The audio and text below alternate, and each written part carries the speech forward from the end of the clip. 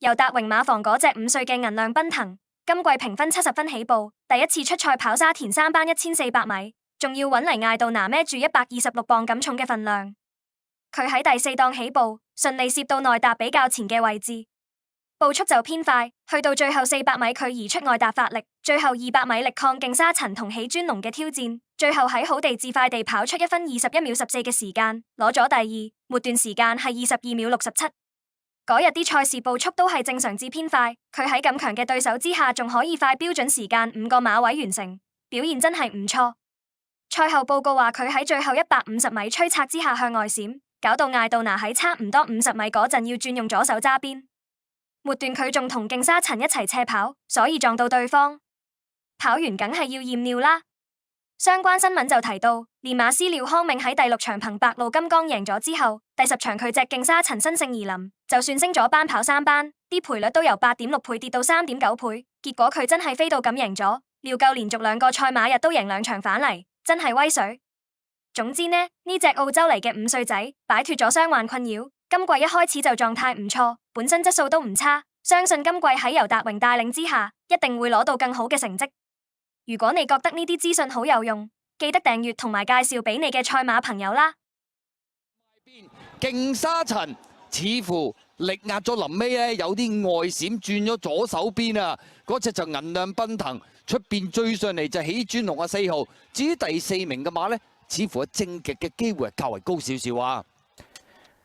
勁沙塵真係抵佢沙塵啊！重飛得手啊！3.9倍飛格贏馬，銀亮奔騰由達榮話我想贏一場啫，都跑過第2。喜尊龍第3，紅黑直間真係冷啲嗰啲先啲喎，正極第4。同佢穿 Q 嗰匹銀亮奔騰都熱咗好多飛啊！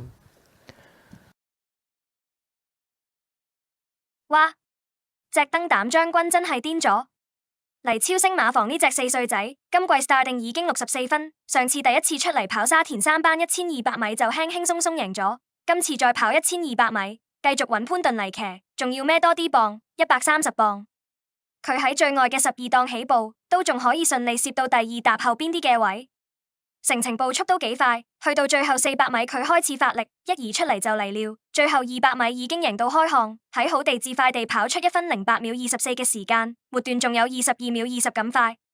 嗰日啲馬跑得都幾快，佢咁樣喺大外搭跑都仲可以快標準時間8個半馬位咁多，真係勁到冇朋友。跑完梗係要驗尿啦。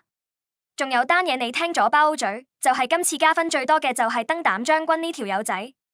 輕勝一場就加咗11分，跳到86分，仲要跨季3連勝。